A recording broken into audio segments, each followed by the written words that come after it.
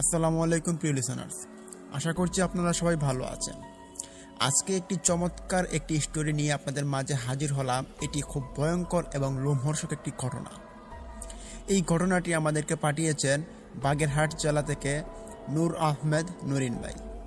ঘটনাটি ওনার সাথেই ঘটে গিয়েছে। এই ঘটনাটি 2017 সালের দিকে সূত্রপাত ঘটেছিল। আজকের এই ঘটনাটি আপনারা কোনো রকম স্কিপ না করে পুরোটা শোনার চেষ্টা করুন। আশা করি আপনাদের এই ঘটনাটি অনেকটা ভালো লাগবে। তো চলুন এখন ঘটনাটি শুরু করা যাক। প্রথমত যেটা বলে দিতে চাই সেটা হচ্ছে নুহিনের বাবার বিষয়ে। নুহিনের বাবা হচ্ছেন স্পেশালি একজন উজার ছেলে হওয়া সুবাদে জিন কেন্দ্রিক অসংখ্য বিষয় তিনি প্রত্যক্ষ করেছেন, অসংখ্য ঘটনার সাক্ষীও তিনি। তবে আজকের এই চমকপ্রদ বিষয়টি হচ্ছে নুহিন ভাইয়ের সঙ্গেই আজকের এই ঘটনাটি ঘটে গিয়েছিল, যেটি আপনাদের মাঝে এখন আমি শেয়ার করতে যাচ্ছি। ঘটনাটির আলোকপাত 2017 সালে মাত্র 3 দিনের ব্যবধান। প্রথম দিনে তার দাদা, দ্বিতীয় দিনে তার মামা এবং তৃতীয় দিনে তার নানা মারা যান। তখন ওই অনাকাঙ্ক্ষিক মৃত্যুবরণের কারণে তার পরিবারের মধ্যে একটা সুখের ছায়া নেমে আসে। তৃতীয় দিন যখন তার নানা মারা যান, ওই দিন তার নানার যে দাফন কাফনের যে একটা ব্যবস্থা ছিল ওইটা করতে অনেকটা দেরি হয়ে যায়। কারণ তার খালা এবং অন্যান্য যারা আত্মীয় স্বজনরা ছিলেন তারা অনেক দূর দূরান্তে কাজ করতেন এবং ওইখান থেকেই তাদের আসার সময় অনেকটা দেরি হয় এবং ওই দেরির কারণেই কিন্তু তার নানার দাফন কাফন করাতে অনেকটা রাত হয়ে যায়। যখন দাফন কাফন শেষ হওয়ার পর এই যে গ্রামে যেহেতু অনেক আত্মীয়দের সমাগম হয়েছে, তাই নুহিনদের বাসায় অনেক আত্মীয় সমাগম হয়। তখন এইখানে থাকার জায়গার সংকটটা বেড়ে যায়। তখন যেটা হয় যে নুহিন এবং নুহিনের খালা এবং নুহিনের খালাতো ভাই, ওই 4 জন মিলে তারা পাশের একটি বাড়িতে, মানে একটা সম্পর্কে রিলেটিভ হয় আর কি, ওই বাসাতে তারা যান। সেই বাসাতেই তাদের থাকার ব্যবস্থা করানো হয়। তাদের থাকার ব্যবস্থা যেখানে করানো হয় এটি হচ্ছে বড় একটি বাড়ি এবং ওই বাড়ির মধ্যে একটা বারান্দা রয়েছে বাইরে। তো আমরা গ্রামে যারা যারা থাকি তারা অবশ্যই দেখে থাকি যে বাড়ির বাইরে যেহেতু একটা বারান্দা বানানো হয়, ওই বারান্দার মধ্যে কিন্তু একটা ভালো রুম থাকে এবং ওই রুমের পাশে একটা জানালা থাকে ছোট করে। অনেকেই হয়তো সেটা দেখে থাকবেন। তো তাদের জন্য বারান্দার একটি সুন্দর রুমে থাকার জন্য ব্যবস্থা করে দেওয়া হয়। ওই রুমে বড় একটা খাট ছিল এবং অন্যান্য আত্মীয়রা যে আসছিল বাড়িতে তাদেরকে থাকার জন্য ওই বাড়ির ভিতরে যে কয়েকটা রুম ছিল ওই রুমগুলো তাদের জন্য বরাদ্দ করে দেওয়া হয়েছিল। তো কথা বলতে বলতে রাত 12টারও বেশি বেজে যায়। ওই বাড়িটা যেভাবে বানানো হয়েছিল সেটি হচ্ছে টিনের বেড়া। যাই হোক, নুহিন এবং নুহিনের খালা এবং তার খালাতো ভাই তারা যেভাবে শুয়েছিল ওই একটা বিছানার মধ্যে, নুহিন এবং নুহিনের খালাতো ভাই শুয়েছিল জানালার সাইডে এবং নুহিনের খালা শুয়েছিল অপর পাশে। তখনই হঠাৎ একটা শব্দ সবাই শুনতে পায়। এটা অনেকটা ছিল এমন যে টিনের যে উঁচু নিচু যে বাঁশটা আছে ওই ভাঁজের উপর যদি কেউ লাঠি দিয়ে জোরে জোরে টান দেয় এবং টান দেওয়ার ফলে যে শব্দটা সৃষ্টি হবে ওই রকম শব্দের যে ওই আওয়াজটা সবাই শুনতে পায়। বাড়ির সবাই ওই টিনের উপরে ঠক ঠক ঠক ঠক আওয়াজটা শুনতে পাচ্ছিল। তখন নুহিন এবং নুহিনের খালা ওই বাড়িতে জিজ্ঞেস করা হয় মানুষকে, বলে যে কি ব্যাপার, এত শব্দ হচ্ছে কেন বাহিরে? তখন তারা বলে রাত্রে প্রায়ই এমন শব্দ হয় এবং ওই শব্দটার পিছনে কোনো অশরীরী আছে। তো সুতরাং কোনো ভয়ের বিষয় নেই, আপনারা শান্তিতে ঘুমান, এখানে কোনো সমস্যা হবে না আপনাদের। এই কথা শুনে নুহিন এবং নুহিনের খালাতো ভাই, যেহেতু বয়স কম, তারা বেশ ভয় পায়। তারপরেও তারা যায়, গিয়ে শুয়ে পড়ে। যখন নুহিনের ঘুম আসবে, একটু ঘুম আসবে এমন সময় হঠাৎ নুহিন চিৎকার করে ওঠে। কারণ নুহিন ফিল করে যে বাহিরের জানালার থেকে একটা হাত নুহিনের হাতে চেপে ধরেছে এবং ওই হাত দিয়ে তার হাতকে কেউ টান শুরু করে দিয়েছে। তো নুহিনের চিৎকার শোনার পর নুহিনের মা, খালাতো ভাই তারা উঠে যায় জিজ্ঞেস করি কি হয়েছে? তখন নহিন বলে যে কেউ একজন যেন আমার হাত ধরে ওই জানালার পাশ দিয়ে হাত ঢুকিয়ে আমার হাত ধরে টান দিয়েছে। তখন তার মা আর খালা বলে যে ও কিছু না, তুমি হয়তো ঘুমের মধ্যে কোনো স্বপ্ন দেখেছো, ঘুমিয়ে পড়ো। তখন আবারও নহিনের মা, নহিনের খালাতো ভাই তারা সবাই আবারও শুয়ে পড়ে। ঘন্টাখানিক পর হঠাৎ নহিন দেখতে পায় যে বাহিরে সকাল হয়ে গিয়েছে, ভোরের আলো ফুটছে। যেহেতু সকাল হয়ে গিয়েছে, ভোরের আলো ফুটে গিয়েছে, তখন নহিন চিন্তা করে যে আমি নানার কবরের কাছে যাই।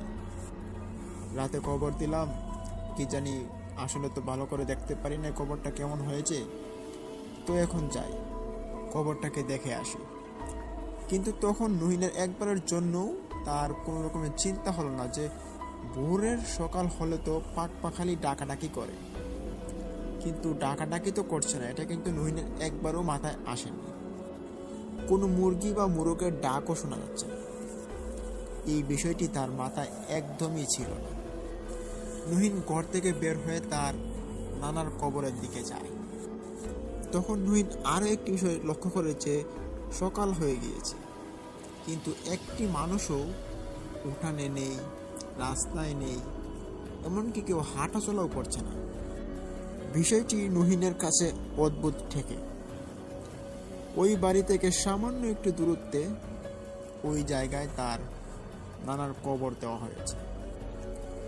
নানার কবরের কাছে যখনই নহিন গিয়েছে, হঠাৎ করে নহিন দেখে চতুর্দিকে অন্ধকার। নহিন অবাক হয়ে যায়, খুব ভয় পায়। কি ব্যাপার, মাত্রই দেখলাম দিন, এখন আবার রাত হয়ে গেল কিভাবে? একটু আগেই সকালের আলোর মতো সবকিছু ফটফটে দেখাচ্ছিল, এখন অন্ধকার কিভাবে নেমে আসলো? তখন নহিন বুঝতে পারে যে আসলে তার সঙ্গে কোনো প্যারানর্মাল ঘটনা ঘটছে। তখন সে খুব ভয় পায় এবং ভয় পেয়ে সে খুব জোরে একটা দৌড় দিয়ে সে যেখানে ঘুমিয়েছিল ওই রুমের দিকে যেতে থাকে। ওই ঘরের কাছাকাছি এসেই নহিন ওখানে পা পিছলে পড়ে যায়। তখন নহিন ফিল করছিল যে কেউ একজন তার পা পিছন দিক ধরে টেনে নিয়ে যাচ্ছে। নহিন চিৎকার করতে থাকে। চিৎকারের একটি পর্যায়ে সে ফিল করে যে তার পাটি ছেড়ে দিয়েছে।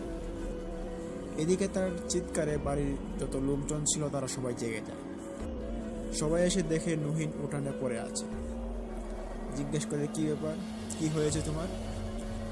তখন নহিন বলে আমি দেখলাম সকাল হয়ে গিয়েছে, তখন আমি ভাবলাম যে নানার কবরটাকে তো রাত্রিবেলা ভালো করে দেখিনি, তো এখন নানার কবরটা একটু দেখে আসি। তখন যখনই জিয়ারত করা শুরু করব তখনই দেখি যে চতুর্দিকে অন্ধকার নেমে এসেছে। তখন পাশে থাকা লোকজন বলে কই না তো, এখন তো মাত্র রাত 3:30 বাজে, সকাল হওয়ার তো কোনো প্রশ্নই নেই, তুমি ভুল দেখেছ। যাই হোক, নহিনের বাবা যেহেতু ওজা ছিল, সেও পাশেই ছিল, তাকে ডাকা হয়। সে এসে নহিনকে ঝাড়ফুঁক করে, তারপর নহিন শুয়ে পড়ল। তার পরদিন সকালে আরও একটি অদ্ভুত ঘটনা ঘটে। ওই দিন তার আরও একটি খালা প্রচণ্ড শব্দে চিৎকার চেঁচামেচি ভাঙচুর করতে থাকে। নহিনের বাবা যেহেতু ওজা ছিলেন, যখনই ওই খালার কাছে তিনি গিয়েছেন, তখনই তার খালা নহিনের বাবাকে বিশ্রীভাবে গালিগালাজ করে, বলে এই তুই এখানে কেন এসেছিস, চলে যা বলছে এখান থেকে, এই সেই, মানে অনেক কথাবার্তা। নহিনের বাবা বুঝতে পারে যে তার শ্বশুর বা তার বাবার মৃত্যুটা স্বাভাবিক ছিল না। তখন নহিনের বাবা তার খালার ওপর জিনটাকে স্বীকার করে। তারপর তার বাবার যে ছাগল ছিল, ওই ছাগলকে দুপুরবেলা মাঠে পানি নিয়ে গিয়েছিল খাওয়ানোর জন্য। তখন ওই যে জিনটি নহিনের খালার উপরে বর করেছে, সেটি তাকে হত্যা করে, চাপ দিয়ে মেরে ফেলেছে। সবাই তখন বুঝতে পারে যে দুপুরের বেলা হয়তো গরমে স্ট্রোক করে মারা গিয়েছে। আসলে রহস্য এটাই ছিল। অনেক কষ্টে নহিনের বাবা তার খালার উপর থেকে এই জিনটিকে সরাতে তিনি সক্ষম হন, তাকে প্রজেস্ট অবস্থা থেকে তাকে মুক্ত করেন। নুহিন তার দুবাই যাওয়ার কথা ছিল। দুবাই যাওয়ার জন্য তার যে ভিসা, পাসপোর্ট, ওইগুলো সব রেডি করার কাজ চলছিল। তখন এরই একটি কাজের জন্য সে ঢাকার মিরপুরে আসে। তখন ওই সময়টাতে মাওয়াঘাটে বেশ যানজটের সৃষ্টি হয়। তখন সে গাড়ি থেকে নেমে একটু হাঁটাহাঁটি করে। যাই হোক, ঘন্টাখানেক পর আবার যখন ফেরিতে গাড়ি উঠে তখন সে আবার চলে আসে। বাড়িতে আসার পর নুহিন একটি অদ্ভুত বিষয় খেয়াল করতে থাকে। সেটি হচ্ছে রাতের বেলা সে যখন ঘুমাতে যাবে, হঠাৎ দেখেছে মধ্যবয়সী একটি লোক, যাকে সে চিনে না, মোটামুটি সুন্দর চেহারা একজন মানুষ, তার পাশে বসে হাসছে। তার হাসিটি মোটেও বিশ্রী রকমের নয়, অট্ট হাসিও নয়, ভয়ঙ্করও নয়। কেউ যখন খুশি হয়ে হাসে তেমন। ওই লোকটি মনে হচ্ছিল যে নুহিনের কোনো কর্মকাণ্ডের ফলে সে খুশি হয়েছে এবং ওই খুশির কারণে সে হাসছে।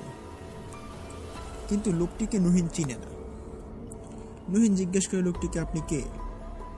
লোকটি সমানে হেসে যাচ্ছে। নুহিন বিরক্ত হয়ে তার পাশের ঘরে তার বাবার কাছে চলে যায়, গিয়ে বলে যে দেখেন তো কে আমার ঘরে এভাবে হাসছে, আমি তাকে চিনি না। সবাই এসে দেখে তার রুমে কেউ নেই। নুহিন তখন ভয় পায়, কি ব্যাপার, আমার রুমে একটু আগেই যিনি বসেছিলেন তিনি কে, কোথায় বা চলে গেলেন? এরকম নাকি নুহিন মাঝে মাঝে রাত্রিবেলা সে দেখত। দেখে যখনই নুহিন চিৎকার দিত তখনই ওই লোকটি অদৃশ্য হয়ে যেত। সে রাত্রিবেলা শুয়ে আছে, দেখছে যে তার পাশে একটি লোক শুয়ে আছে, ওই মধ্যবয়সী একজন মানুষ তার দিকে তাকিয়ে হাসছে। নুহিন যখনই চিৎকার দিত সবাই আসতো, আসার পর দেখতো যে ওইখানে কেউ নেই, ওই লোকটি মানে তখন চলে যেত। যথারীতি এক সময় নুহিনের ভিসা হয়ে যায়, দুবাই চলে যায়। দুবাইতে যাওয়ার কিছুদিন পর নুহিনের সাথে একটি অদ্ভুত ঘটনা ঘটে। একদিন ছুটির দিনে নুহিন বিশ্রাম নিচ্ছে এবং পাশের রুমে আরও একজন লোক আছে, সেও বাংলাদেশি। সেই লোকটি হঠাৎ করে কে কে কে বলে চিৎকার শুরু করছিল, কারণ এই লোকটি অনেকক্ষণ ধরে ঘুমাচ্ছিল, বেশ বেলা পর্যন্ত। বলে যে কে কে কে। তখন নুহিন তার কাছে যায়, বলে কি হয়েছে? বলে কে যেন আমাকে পা ধরে টান দিয়েছে। তখন নুহিন বলে আপনি তো ঘুমিয়েছিলেন, হয়তো ঘুমের ঘরে আপনি কোনো স্বপ্ন দেখেছেন। তখন লোকটি বলছে না না, আমি কোনো স্বপ্ন দেখি নাই, কেউ একজন আমার পা ধরে জুলে টান দিয়েছে। তখন নুহিন ওই লোকটির পায়ের দিকে খেয়াল করে, তখন দেখতে পেল যে পায়ের একটি নখ বা আঙ্গুল লাল হয়ে আছে, মনে হচ্ছে ওই জায়গাতে ধরে কেউ একজন টান দিয়েছে খুব জোরে। নুহিন তখন প্যারানর্মাল বিষয়টার কোনো অস্তিত্ব সে অনুমান করতে থাকে। ওই দিনেই রাতের বেলা নুহিন ঘুমিয়ে আছে, আদো আদো ঘুম। তখন হঠাৎ করে নুহিন ফিল করে যে কেউ একজন তার পা ধরে এমন জোরে টান দিয়েছে যে সে তখন খাট থেকে পড়ে ওয়াশরুমের কাছে গিয়ে সে পড়েছে এবং তার পায়ের আঙ্গুল ভেঙে ফেটে হাড় বেরিয়ে গিয়েছে এবং প্রচণ্ড ব্যথায় সে ভুগছে, প্রচণ্ড যন্ত্রণা এবং সেই সাথে অনবরত রক্ত বের হচ্ছে। সাথে সাথে হসপিটালে ফোন করানো হয়। হসপিটালে ফোন করানোর পর একটা অ্যাম্বুলেন্স আসে এবং ওই অ্যাম্বুলেন্স নিয়ে তাকে হাসপাতালে নিয়ে যাওয়া হয়। তখন হাসপাতালে কয়েকদিন সে চিকিৎসারত অবস্থায় ছিল। নুহিন যখন তার এই ঘটনাটি তার বাবাকে জানায়, তার বাবা তখন দেশ থেকেই ওই ঘটনাটির সমস্যার উদ্ভাবকটা সমাধান করার জন্য সে চেষ্টা করছিল। কারণ উদ্ঘাটনের দেখা যায় যে নুহিন যখন ঢাকা থেকে ফেরার পথে সে যখন মাওয়াঘাটে অপেক্ষা করছিল, তখন সেই জিনটি, যে জিনটি তার নানাকে হত্যা করেছে এবং তার খালার উপর প্রসেসড হয়েছিল, সেই জিনটি তার পিছু নিয়েছে আবারও, এবং পিছু নিতে নিতে দুবাইতে এসে হাজির হয়েছে। তখন নুহিনের বাবা সে দেশে থেকে কিছু একটা করার চেষ্টা করে, কিন্তু কিছুদিন পর যখন আবার ফোন দিয়ে জিজ্ঞেস করানো হয় যে এই বিষয়টাতে, তখন বলল যে না না, এরকম বিষয় আর হচ্ছে না, আপাতত সে ভালো আছে, এরকম প্যারানর্মাল ঘটনাটা আর তার সামনে আসছে না। তখন তার বাবা তার মুখে এই কথা শুনে সে খুশি হল এবং চিন্তা করলেন যে যেটা যাবার তো গেলই, তো ভালো হয়েছে ছেলেটাকে ছেড়ে দিয়েছে। তো এই ছিল আমাদের প্রথম ঘটনা। প্রিয় লিসেনার্স, প্রথম ঘটনাটি কেমন লেগেছে? যদি ভালো লেগে থাকে তাহলে আমাদের ভিডিওতে লাইক দিন, কমেন্ট করুন, শেয়ার করে বন্ধু বান্ধবদের মাঝে ছড়িয়ে দিন, এবং অবশ্যই অবশ্যই আমাদের সেই ইউটিউব চ্যানেলটিকে সাবস্ক্রাইব করুন এবং পাশে থাকা বেল আইকনটি অন করে রাখুন, যাতে আমরা ভিডিওগুলো আপলোড করার সাথে সাথেই আপনারা নোটিফিকেশন পেয়ে যান। প্রিয় লিসেনার্স, এই মুহূর্তে আমরা আর দেরি না করে চলে যাচ্ছি আমাদের স্পেশালি দ্বিতীয় ঘটনাটিতে। আমি আশা করি এই প্রথম ঘটনা থেকে দ্বিতীয় ঘটনাটি আপনাদের অনেকটা ভালো লাগবে, এবং এই ঘটনাটি শুনলে আপনারা অনেক কিছু জানতেও পারবেন। তাই অবশ্যই এই দ্বিতীয় ঘটনাটি আপনারা মনোযোগ দিয়ে শোনার চেষ্টা করুন। আমি আশা করি ঘটনাটি আপনাদের ভালো লাগবে। তো চলুন ঘটনা শুরু করা যাক। প্রিয় লিসেনার্স, ঘটনাটি বহুল পুরনো। এই ঘটনাটি ঘটে গিয়েছিল জাকির ভাইয়ের নানার সঙ্গে। তখনকার সময় ছিল প্রায় 1996 থেকে 1997 সালের এমন একটা সময়। আপনারা হয়তো অনেকেই জানেন যে এই সময়টাতে মানুষ যে উল্টাপাল্টা কাজকর্ম, তারপরে ওই যে অন্ধবিশ্বাস, তারপরে আর ওই যে আছে না যে 7 রাজার ধন পাওয়া যায়, এটা পাওয়া যায়, ওইটা পাওয়া যায়, এই বিষয়টাতে মানুষ একটু আগ্রহ এবং প্রচেষ্টাটা অনেকটা বেশি ছিল। যেই কারণেই এই ঘটনাটির একটা সূত্রপাত ঘটে জাকির ভাইয়ের নানার সঙ্গে। জাকির ভাইয়ের নানা তখন খুব গরিব একজন মানুষ ছিলেন।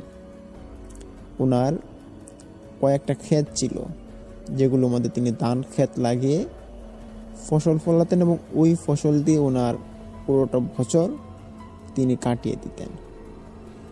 এভাবেই তিনি তার সংসার চালাতেন। স্ত্রী ছিলেন, সন্তান ছিলেন 4 জন কি 5 জন। ওই সময়টা তার ভালোই কাটছিল, কিন্তু তখনকার সময় তো ছিল একটু অভাব অনটনের।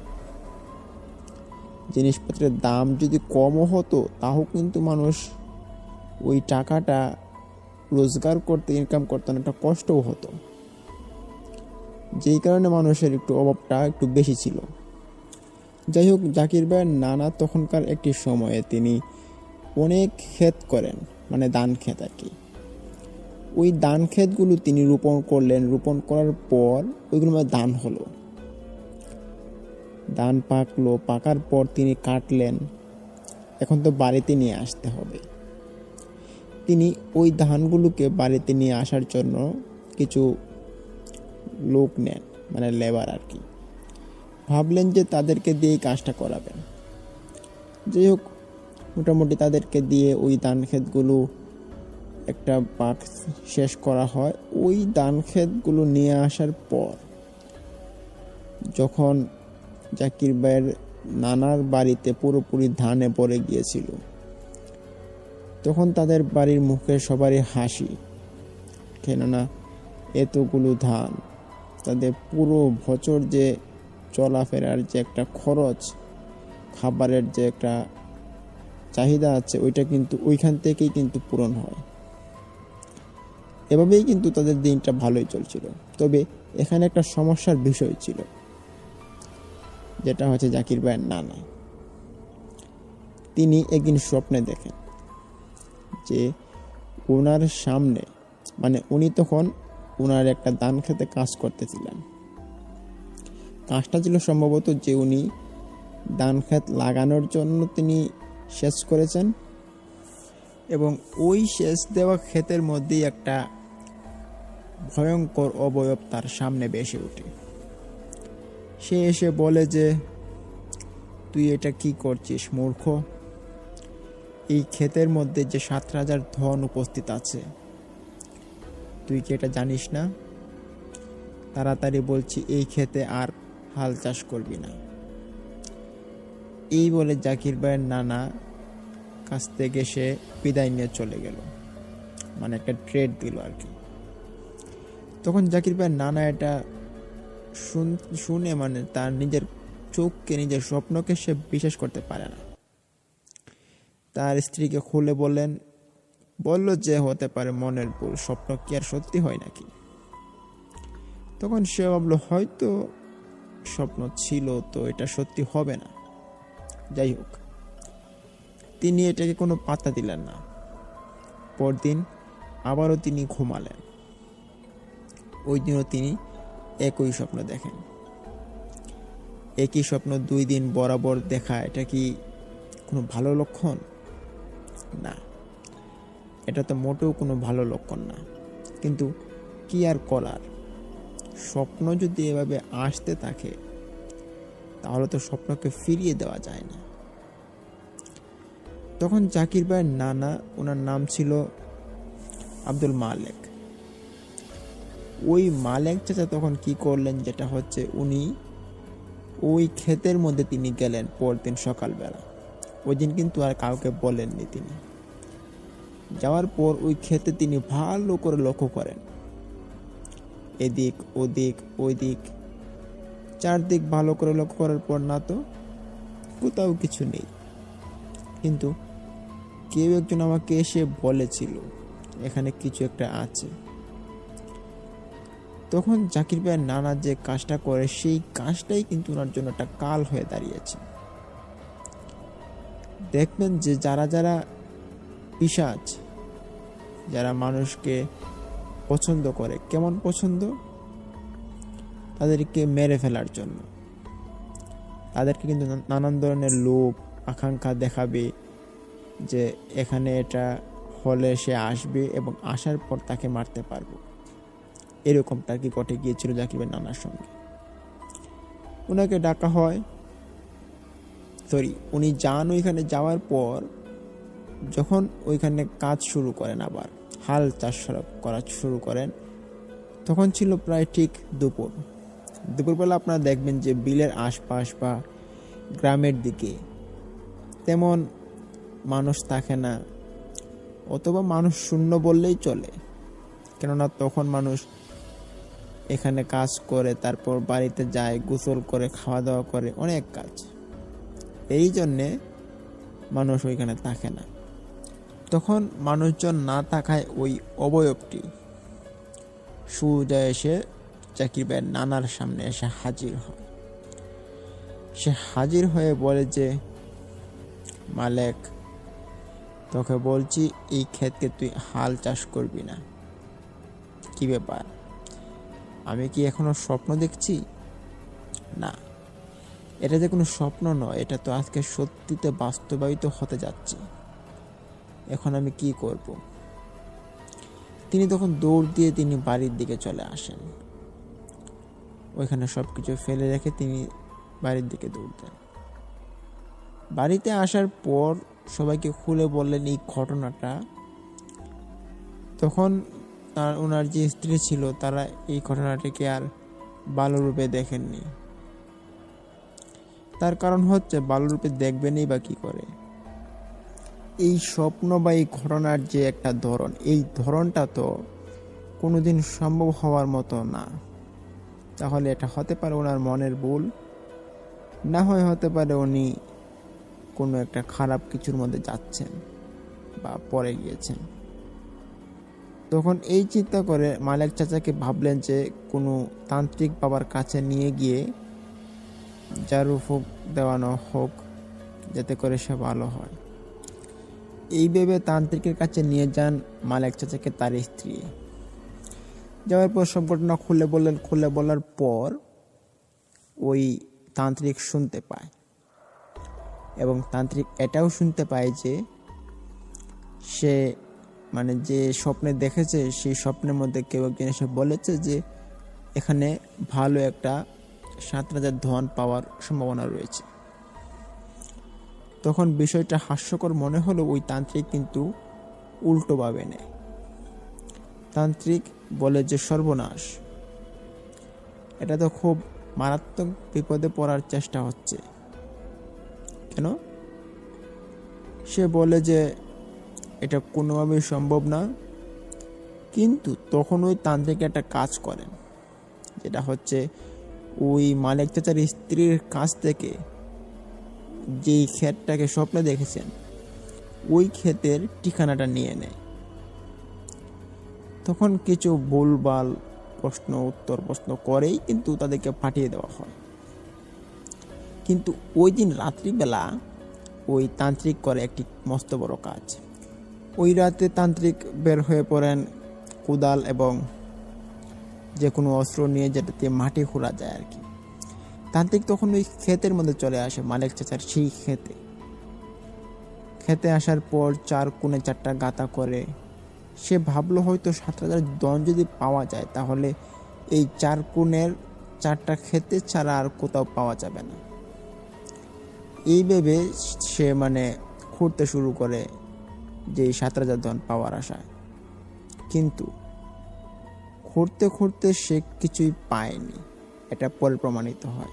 যাই হোক, তার পরবর্তীতে যখন সকালবেলা মালিক চাচারা ঘুম থেকে উঠে ওই ক্ষেতের পাড়ে যান, গিয়ে দেখেন যে সেচ দেওয়া ক্ষেতটা এখন গর্ত হয়ে পড়ে আছে। তবে এতটা গর্ত নয়, 4 কোণে 4টা, মাঝখানে 2-3টা মাটি তুলে রেখেছে গর্ত করে। আবার গর্তগুলো ছিল বেশ বড় বড়। কি ব্যাপার, এক রাতের ভিতরে এত বড় বড় গর্ত, এটা কি কোনো মানুষের কাজ সম্ভব নাকি? তখন মালিক চাচা ভাবলেন যে ক্ষেতের মধ্যে এরকম একটা কাণ্ড চলছে, এটা কি আর অন্য কেউ জানে?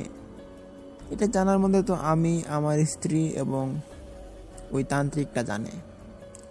তবে এরা কি এই কাজ করবে জীবনেও? তখন ওই মালিক চাচা তিনি ভাবতে ভাবতে তিনি যে কাজটা করেন, তিনি এর পরের দিনেই তিনি ওই ক্ষেতে আবার চলে যান। যাওয়ার পর 5 জন কাজের লোক নিয়ে ওইখানে লেগে পড়ে মাটি কাটার জন্য। কিন্তু ওই 5 জন লোককে বলা হয়নি যে কিসের জন্য এখানে মাটি কাটা হচ্ছে।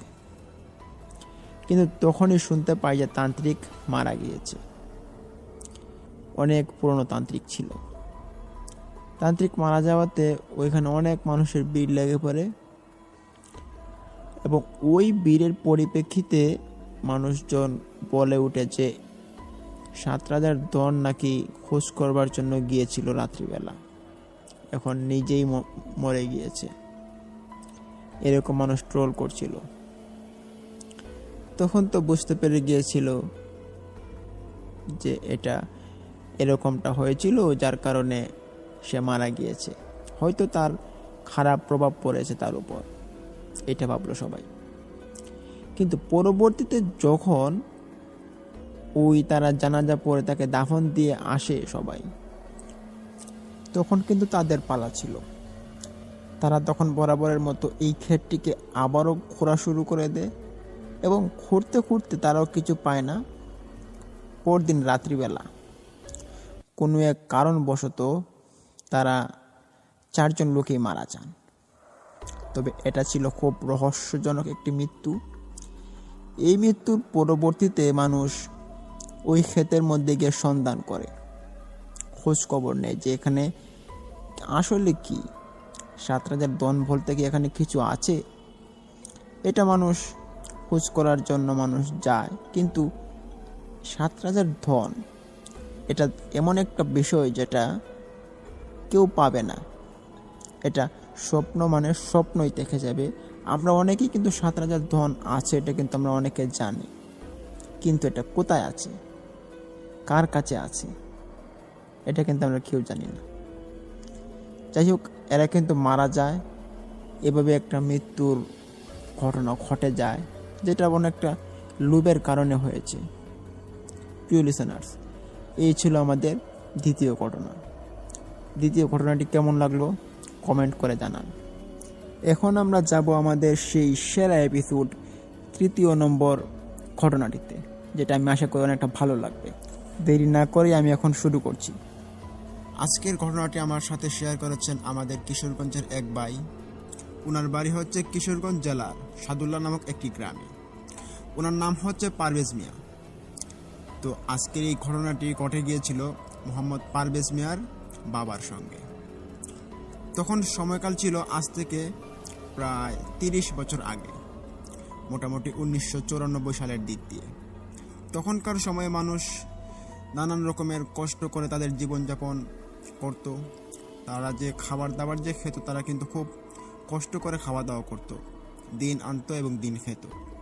তেমনই ছিলেন পারভেজ মিয়ার বাবা। পারভেজ মিয়ার বাবা তিনি পেশায় ছিলেন একজন ইটের ভাটার কর্মচারী।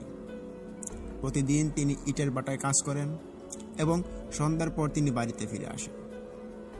তো এরই ভিতরে ওনার সাথে ঘটে যায় ভয়ানক 7 রাত। হ্যাঁ, এটি 7টি রাতের একটি ভয়ানক ঘটনা, যে ঘটনাটি গা হিম করে দেওয়ার মতো। প্রিয় লিসনার্স, পারভেজ ভাইয়ের যে বাবা, ওনার নাম হচ্ছে আব্দুর শফিক মিয়া। তো আব্দুর শফিক মিয়া চাচা তিনি ওইখানে ইটের ভাটার রেগুলার একজন শ্রমিক ছিলেন। ওই ইটের ভাটার মধ্যে অনেক দূর দূরান্ত থেকে মানুষ এসে কাজ করত। এটি এখনও ইট ভাটাটি আছে। এটি কিশোরগঞ্জ জেলার মধ্যে অনেক বড় একটি ইটের ভাটা হিসেবে পরিচিত।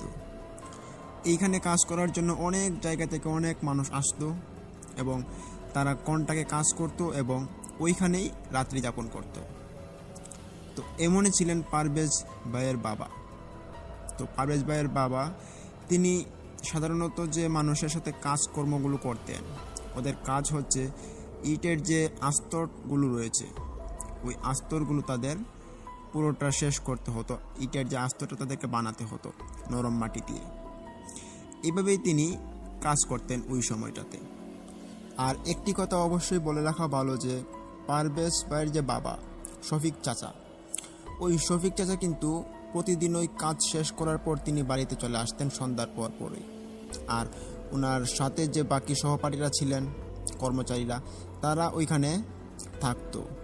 তাদের যে খাওয়া দাওয়া হতো, ওই খাওয়া দাওয়ার বিলটা তারা ওইখানে দিয়ে দিত এবং তারা ওইখানেই রাত কাটাতো এবং পরদিন সকালে উঠে আবার কাজে লেগে পড়তো।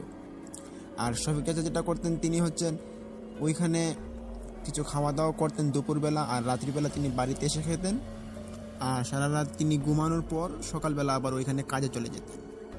তো এইভাবে শফিক চাচা প্রতিদিন ওই কাজ করতেন। তখন হঠাৎ ওইখানে একটা সমস্যা ঘটে। সমস্যাটা ছিল স্বাভাবিক, তবে এই স্বাভাবিক একটা সমস্যা অস্বাভাবিক হয়ে দাঁড়ায়। তো একটা সময় আসে যখন শীত পড়ে যায়, তখন ওই শীতের মধ্যে কিন্তু ইটের ভাটায় অনেক কাজের প্রেসার থাকে। তখন বৃষ্টি বাদলা না হওয়াতে ওইখানে ইট বানানো হয় থাকে অনেক, এবং ওই ইটগুলো যে বৃষ্টির সিজন আসে ওই সময় কিন্তু ইট তৈরি করা হয় না, তখন ওইগুলো বিক্রি করা হয়। এবং ইটের ভাটার মধ্যে 6-7 মাস কাজ হয় এবং 6-7 মাস কাজ হয় না, এভাবে আর কি চলে।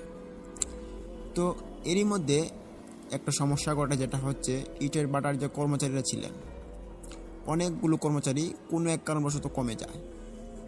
যাদের বাড়ি ছিল খুব দূর দূরান্তে, কিশোরগঞ্জের শেষ মাথায়, এবং কারো কারো বাড়ি ছিল যে ময়মনসিংহর দিকে। তো তারা কোনো এক কারণবশত ওই ইটের ভাটাটা ছেড়ে দেন। তবে কী কারণে তারা ইটের ভাটাটি ছেড়ে দিয়েছিলেন সেটা কিন্তু বলা যায় না। তো ওই শফিক চাচাকে বলা হলো যে উনি রাত্রি 8টা পর্যন্ত ওইখানে কাজ করার জন্য, যেহেতু ওইখানে যে কর্মচারীরা কমে গিয়েছে। আর ওই 8টা পর্যন্ত কাজ করার জন্য শফিক চাচাকে আলাদা বেতন দেওয়া হবে বলা হয়ে থাকে। তখন শফিক চাচা বললেন যে আচ্ছা ঠিক আছে। তখন শর্তগুলো পূরণ করা হলো, যেভাবে শফিক চাচাকে যে 3 বেলা খাওয়া দাওয়া, ওইটা ওই ইটের ভাটার কর্তৃপক্ষ থেকে খাওয়ানো হবে, এটা ফ্রি, এবং ওনার এক্সট্রা একটা চার্জ দেওয়া হবে। তো শফিক চাচা রাজি হয়ে গেলেন যে উনি কাজ করবেন, এবং পরদিন এসে তিনি বাড়িতে বলে দিলেন যে আজকে থেকে আসবো না বাড়িতে, ওই ইটের ভাটায় থাকতে হবে এবং ওইখানে কাজ করতে হবে, দেখাশোনার দায়িত্ব রয়েছে। এমনিতেই যে কর্মচারীগুলো ছিল তারা কোনো এক কারণবশত চলে গিয়েছে, অনেক কর্মচারী। এই জন্য ইটের ভাটার মালিক আমাকে আসি এবার দায়িত্ব দিলেন যে ইটের ভাটাটা আমার যাতে নিজের মনের মতো যাতে সামলাতে পারি। তো এত বড় একটা সুযোগ দিয়েছে, আমি এটাকে হাতছাড়া করতে পারি না। আবার এখানে অনেকটা লাভ হবে বলে আশা করা যায়। এই ভেবে শফিক চাচা ওনার বাড়িতে বলে দিলেন যে 1 মাস তিনি বাড়িতে আসবেন না। এই বলে তিনি পরদিন বাড়ি থেকে বের হলেন। তখন সঙ্গে ওনার অনেকগুলো কাপড় চোপড় এবং অনেক প্রয়োজনীয় জিনিসপত্রগুলো যেগুলো ছিল সেগুলো তিনি নিয়ে বাড়ি থেকে বের হলেন। তখন একটা কাণ্ড ঘটে, যেটা হচ্ছে শফিক চাচার যে ছোট একটা মেয়ে ছিল, ওই ছোট মেয়েটা ওনাকে বললেন যে বাবা তুমি যেও না। তখন শফিক চাচা জিজ্ঞেস করলেন যে কেন মা, কি হয়েছে? তখন ওই মেয়েটা হঠাৎ কান্না শুরু করে দেয়। তো তার কান্নার রহস্যটা কেউ জানতে পারেনি। তারপর যেতেই যেহেতু হবে, তখন শফিক চাচা সবার কাছ থেকে বিদায় নিয়ে তিনি রওনা দেন ইটের ভাটার উদ্দেশ্যে। ইটের ভাটার পথটা ছিল শফিক চাচার বাড়ি থেকে প্রায়, যদি হেঁটে যাওয়া হয় তাহলে অনেকটা হাঁটতে হয়, 15 থেকে 20 মিনিট হাঁটার পর ওই ইটের ভাটার যে রয়েছে ওইখানে যাওয়া যায়। তো শফিক চাচা বরাবরের মতোই ওই দিন হেঁটে হেঁটে যাওয়া শুরু করেন এবং যেতে যেতে ওনার ওই দিন প্রায় 10টা বেজে গিয়েছিল, এরকম একটা সময় হয়ে গিয়েছিল যে মানে একটু দেরি হয়ে গিয়েছিল তাদের। কিন্তু একটু সকাল সকাল যেতে হয় ইটের ভাটাতে। দেরি হওয়াতে ইটের ভাটার মালিক জিজ্ঞেস করলেন যে শফিক তোমার কি হয়েছে, দেরি করলা কেন আজকে? তখন বললেন যে আসলে 1 মাসের ছুটি নিয়ে আসছি, তো বাড়িতে একটু বললাম, সবাইকে বলে আসলাম যে 1 মাস আসবো না, এর জন্য একটু দেরি হয়েছে। আবার ছোটো মেয়েটা একটু বায়না ধরলো, তাকে নিয়ে দোকান থেকে মজা কিনে দিয়ে আসলাম, এই জন্য একটু দেরি হয়। তখন ইটের ভাটার মালিক সব কাজকর্ম ওই শফিক চাচাকে তিনি বুঝিয়ে দিলেন, দিয়ে বললেন যে আজকে থেকে তোমার নিজের মনে করে এই ইটের ভাটাটাকে খেয়াল রাখবা এবং তোমার একটা বড় রকমের প্রাপ্য আমি তোমাকে দিব, তাই কাজটা খুব মনোযোগ দিয়ে করবা। তখন শফিক চাচা খুব খুশি হয়ে তিনি বললেন যে আচ্ছা চাচা ঠিক আছে, আমি আপনার কাজ যথাযথভাবে পালন করার চেষ্টা করব। এই বলে ওই মালিকটি চলে যান। তখন শফিক চাচাকে এমন একটি দায়িত্ব দেওয়া হয় যে ওনাকে প্রতিদিন কর্মচারীর যে কাজগুলো আছে এগুলো করতে হবে এবং পাশাপাশি যে দেখাশোনার দায়িত্বগুলো রয়েছে, কত পিস মাল কতখানে দেওয়া হয়েছে সবগুলো ওনাকে হিসাব রেখে দেখাশোনা করে কাজকর্ম সব কিছু ঠিকঠাক করে করতে হবে। প্রচুর প্রেশার পড়ে যায়। শফিক চাচা এরকম প্রেশার তিনি হ্যান্ডেল করছিলেন, প্রায় 3 দিন 4 দিন চলে যায়। মোটামুটি ভালোই চলছিল সময়কালটা। তারা সকালবেলা ঘুম থেকে উঠতো এবং ঘুম থেকে ওঠার পরেই কিন্তু কাজে লেগে পড়তো সকল কর্মচারীদেরকে নিয়ে, এবং রাত্রি 8টা কি 9টার সময় তারা কাজ ছেড়ে দিত। যেহেতু শীতের দিন এমনি ছোট, এর জন্য তারা রাত 8টা 9টা পর্যন্ত তারা কাজ করতেন এবং তারপর খাওয়া দাওয়ার পর একটু আড্ডা করে তারপর সবাই ঘুমিয়ে যেতেন এবং পরদিন সকাল উঠে আবার কাজ করতেন। তো হঠাৎ একদিন তাদের সঙ্গে প্রথম একটা ঘটনা ঘটে, যেটা খুব ব্যাপারচেকা হয়ে যায়। সেটা হচ্ছে যে তখন শফিক চাচা এবং তাদের কর্মচারীদেরকে নিয়ে রাত্রিবেলা ইটের যে মাটিগুলো রয়েছে, নরম মাটি, ওই নরম মাটিগুলো খাত থেকে তুলছিলেন।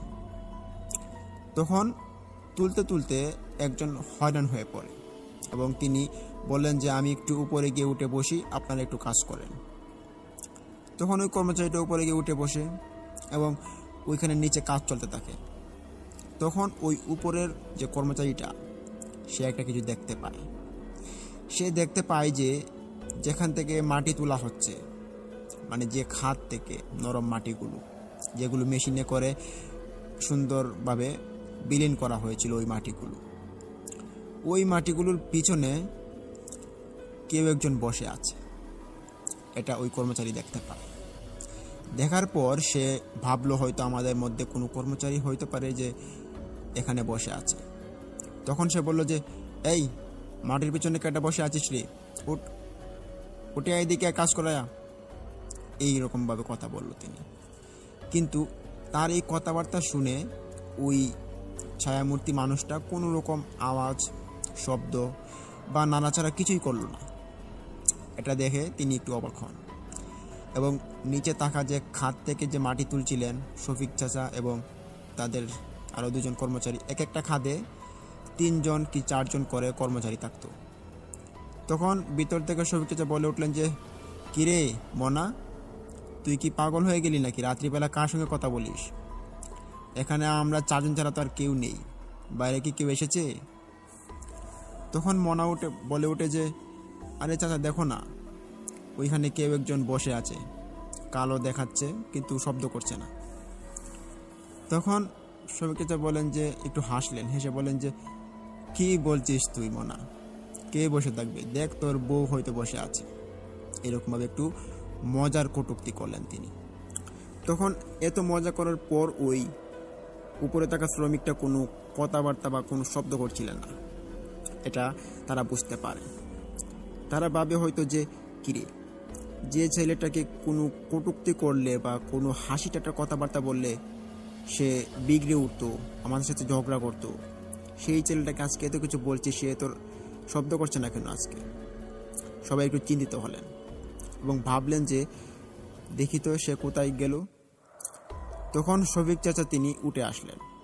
ওঠার পর তিনি দেখতে পারেন যে ওই কর্মচারীটা সে অজ্ঞান হয়ে পড়ে আছে। এটা তিনি দেখতে পারেন। দেখার পর তিনি ওই নিচে থাকা খাদের মানুষগুলোকে ডাকবেন, কর্মচারীগুলোকে। তারা উঠে এসে একই দৃশ্য দেখতে পারে যে কর্মচারীটা সেন্সলেস হয়ে ওখানে পড়ে আছে। তখন তাকে দৌড়াদৌড়ি করে ওইখানে রুমের ভিতরে নিয়ে যাওয়া হয়, যেখানে তারা ঘুমাতেন রাত্রিবেলা। ওইখানে ওই ছোট ছোট ইট দিয়ে আর কি, হাফ বিল্ডিংয়ের মতো, উপরে টিন ছিল, ওই রকম ছোট ছোট ঘর বানানো হতো, যেখানে ইটের বাটার শ্রমিকরা থাকতো। ওই ঘরে নিয়ে যাওয়া হয়। যাওয়ার পর ওই ছেলেটা যখন জ্ঞান ফেরানোর জন্য সবাই প্রস্তুতি নেয়, যে পানি ছিটায় মুখে এবং তাকে ডাকাডাকি করা হয়, তখন ওই ছেলেটার হঠাৎ করে জ্ঞান ফেরে। জ্ঞান ফেরার পর সবাই যা দেখতে পেল যে ওই ছেলেটার চোখ সবুজ হয়ে আছে এবং ছেলেটা অদ্ভুত দৃষ্টিতে সবার দিকে তাকাচ্ছে। এটা শফিক চাচা দেখতে পারেন এবং তিনি বুঝতে পারেন যে তার লক্ষণটা বেশি ভালো ঠেকছে না। তিনি বললেন যে, এই সবাই ঘর থেকে বেরিয়ে যাও, তো একটু বেরিয়ে যাও। এই বলে তিনি সবাইকে ঘর থেকে বের করে দিলেন এবং তিনি ওই ছেলেটার কাছে এসে বসে বলেন যে, কিরে, তোর কি হয়েছে? চোখ সবুজ কেন? তখন ওই ছেলেটা আচমকা লাফ দিয়ে বিছানা থেকে উঠে বলে যে, কি বলছেন চাচা, আমার চোখ সবুজ হবে কেন? তখন বলেন যে, হ্যাঁ, তোর চোখ সবুজ। কোথায় দেখবি? আয়নাও তো নেই, দাঁড়া। তখন ওই শফিক চাচা তিনি একটা মগের মধ্যে ভর্তি করে পানি নেন। পানি নেওয়ার পর একটু আলোতে তিনি তার মুখটাকে নিয়ে যান এবং বলেন যে, দেখ, ওই পানিতে তোর ছায়া মূর্তি ভাসছে, তোর চোখ সবুজ হয়ে আছে।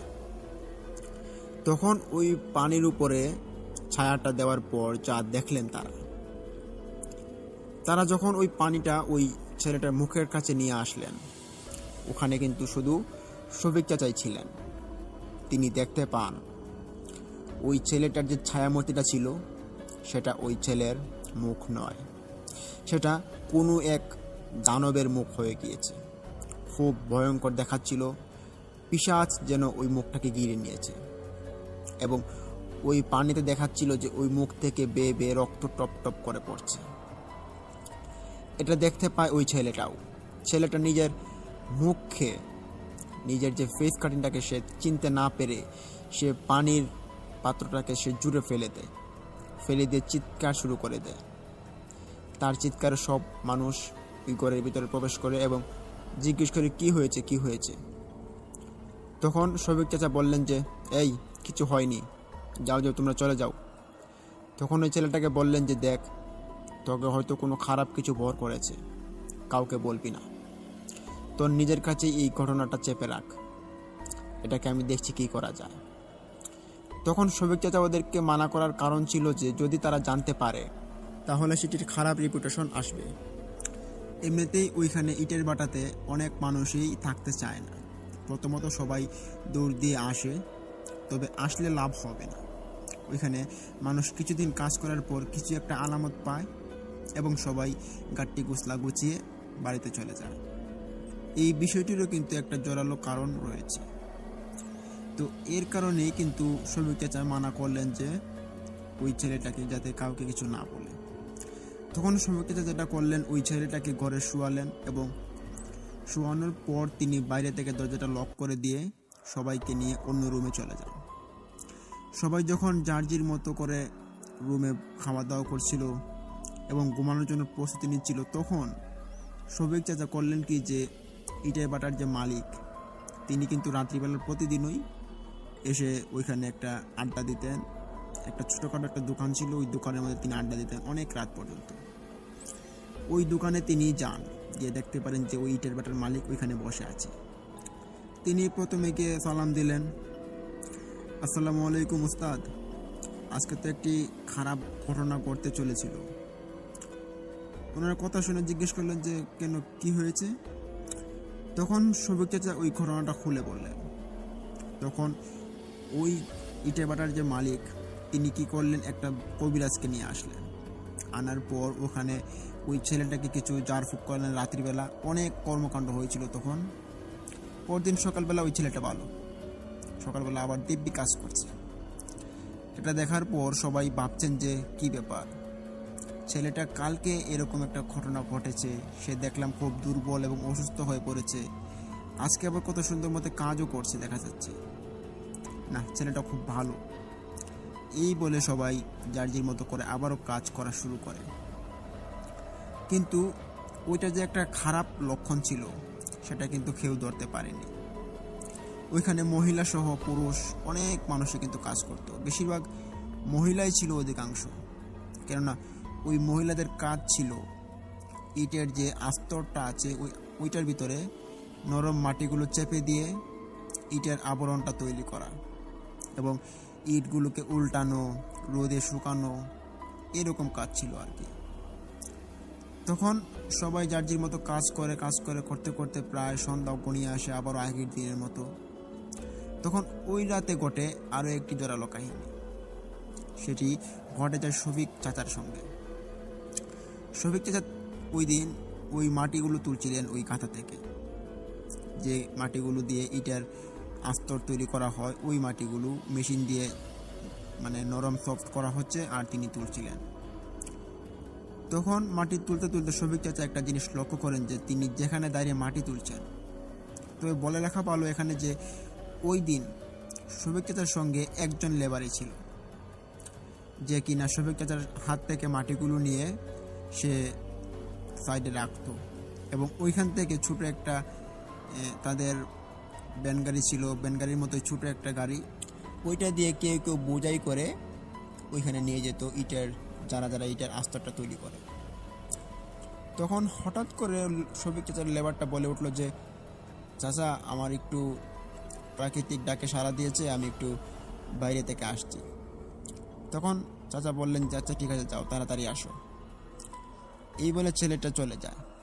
কিন্তু শফিক চাচা ওইখানে দাঁড়িয়েই থাকে। ওই মাটির যে তুলার আস্তরটা ওইটা খুব গভীর ছিল, প্রায় মাথা সমান উঁচু এবং ওইখান থেকে আরও নিচু হবে, কেউ একজন উপর থেকে হাত বাড়ালে তারপর উঠা যায়, এরকম একটা পজিশনে ছিল আর কি।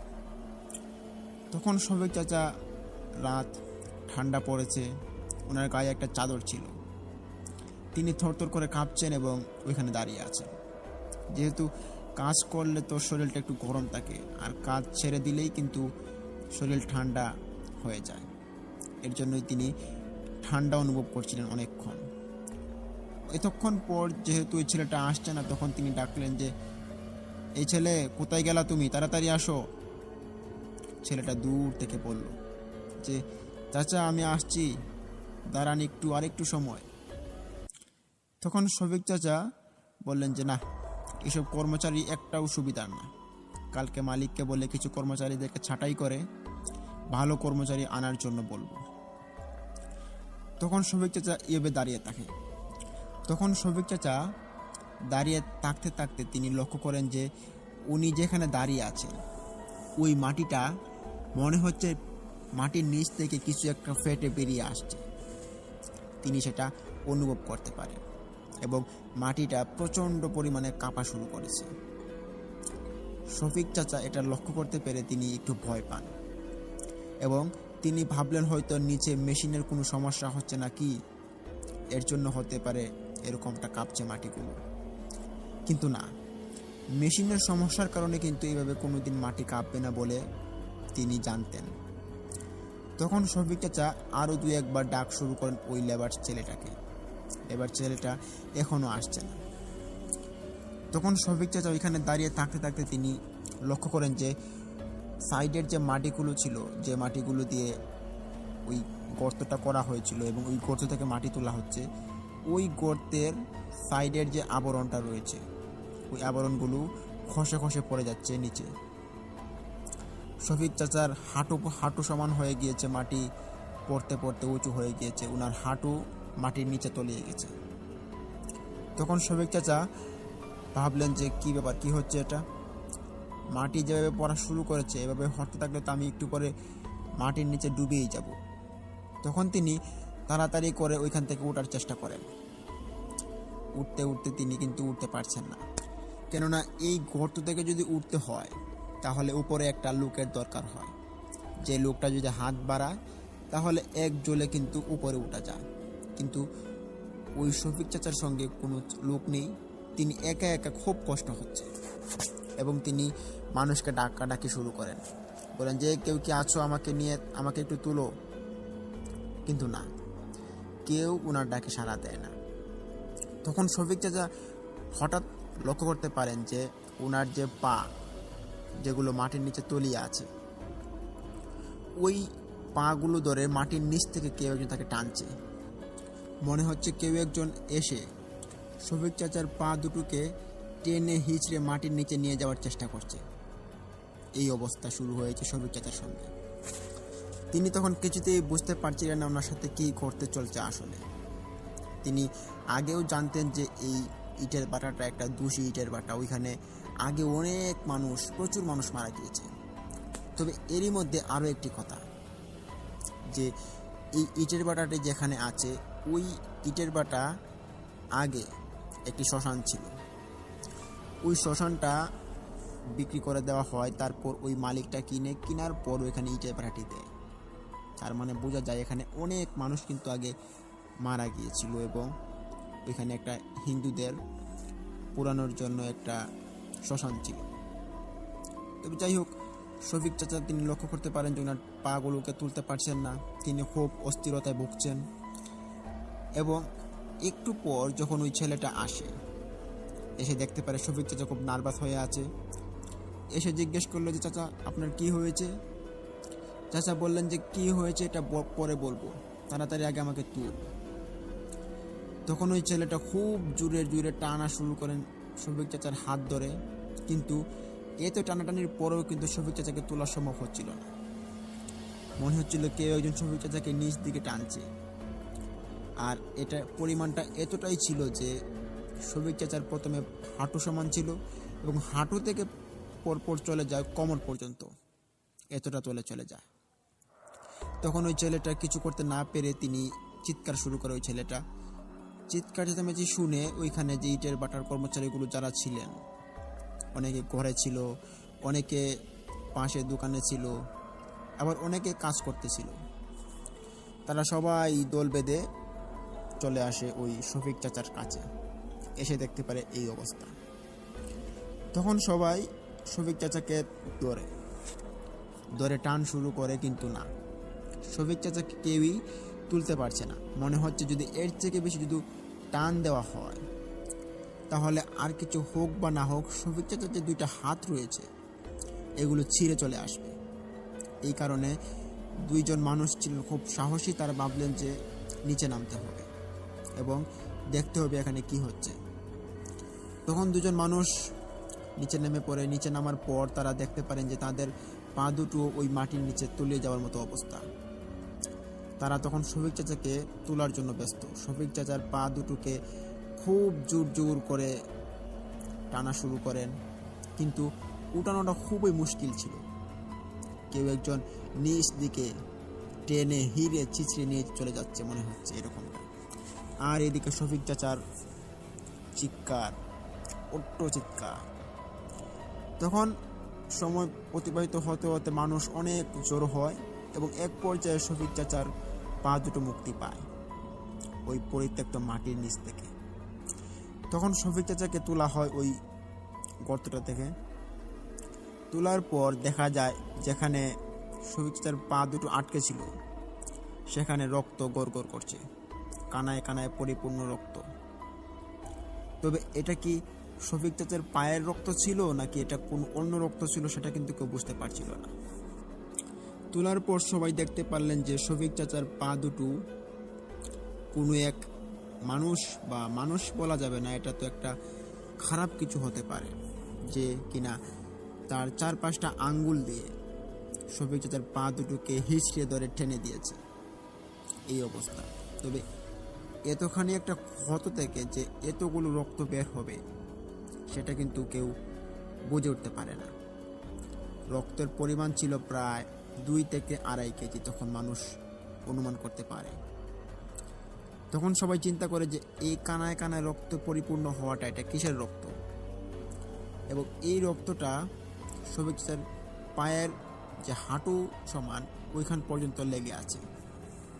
তখন কেউই বুঝতে পারে না, এবং শফিক চাচাকে ঘরে নিয়ে যাওয়া হয়। ওনাকে ওনার যে ক্ষতস্থানগুলো ছিল ওইখানে ওষুধ লাগিয়ে দেওয়া হয়।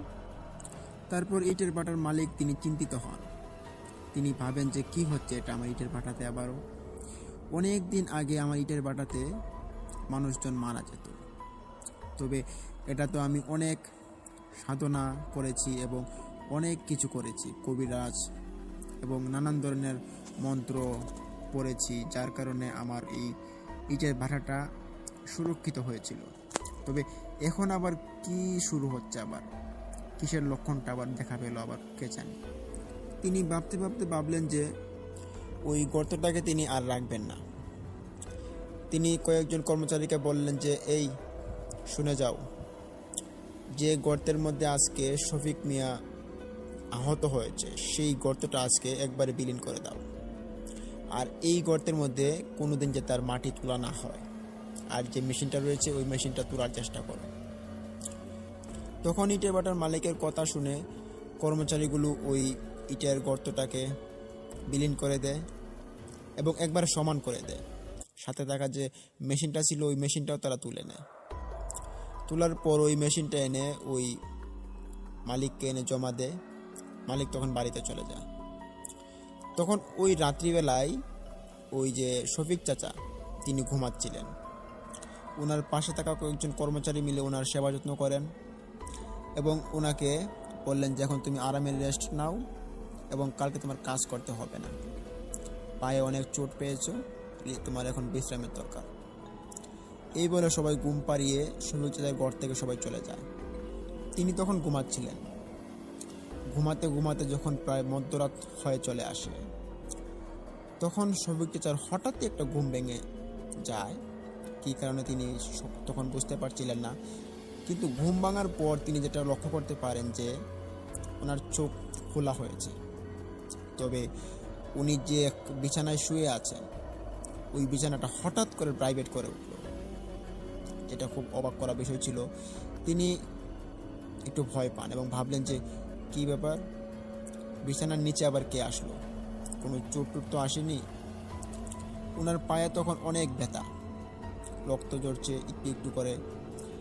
এই পা নিয়ে তিনি বিছানা থেকে নেমে পড়েন।